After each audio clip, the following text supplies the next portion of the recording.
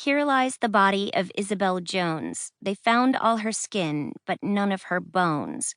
Wait, what? Asked Monica Green's friend, Isabel. She was staring at her phone with a perplexed look on her face. She showed her phone to Monica as they stood in line for the school bus. It was open to an app called Instagrave. The picture of Isabel's future tombstone filled the screen. Pretty strange, don't you think, Monica? She asked. How could I be found without my bones? Where did they go? What's going to kill me? Monica looked at the phone, then at her confused friend.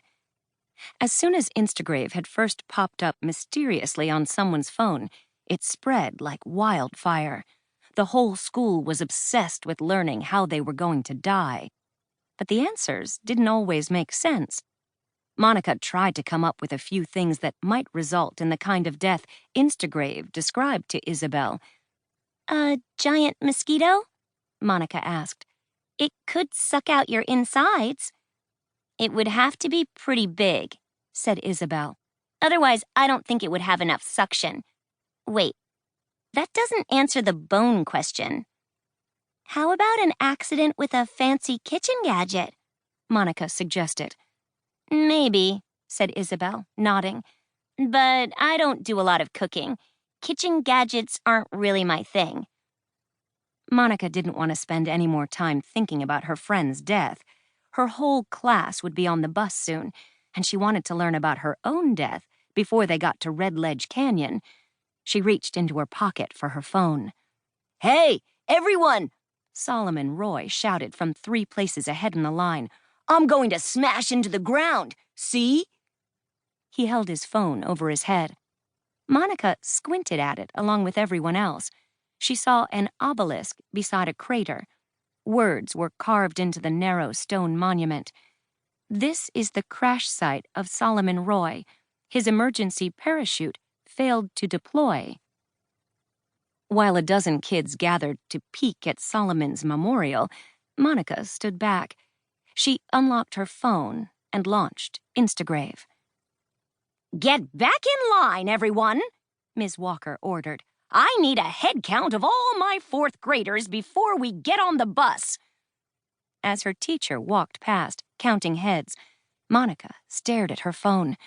A creepy skull filled the screen. Red lights flashed in its eye sockets and the app crashed. The screen flickered bright blue for a moment, then faded to black. After a moment, the home screen reappeared. Monica groaned softly. Her phone had been giving her trouble all week. Someone tapped her on the shoulder. She turned to see Kayla Brown behind her with a big smile on her face. She held out her phone for Monica to see. On the screen, a selfie of Kayla wore the same happy expression. Get ready, said Kayla. My face is about to rot. 1, 2, 3, 4. As her friend counted, the smiling face began to shrivel. Monica watched as the skin puckered. It curdled like a bowl of butterscotch pudding left out in the sun for days, except that it happened really quickly, over the course of a few seconds. Kayla's face crumbled away, leaving nothing but a shiny white skull. 12, 13, go, said Kayla. She pressed the lightning bolt button beneath the skull. Drops of blood trickled from the top of the screen, and a hammer and chisel appeared.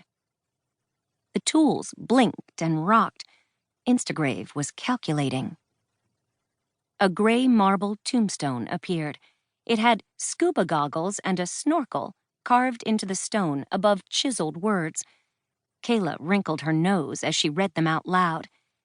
This grave is in memory of Kayla J. Brown. She thought she was rising while she swam straight down. Hey, Kayla, someone called from behind them in line. Isn't your family planning to visit relatives in Trinidad this July?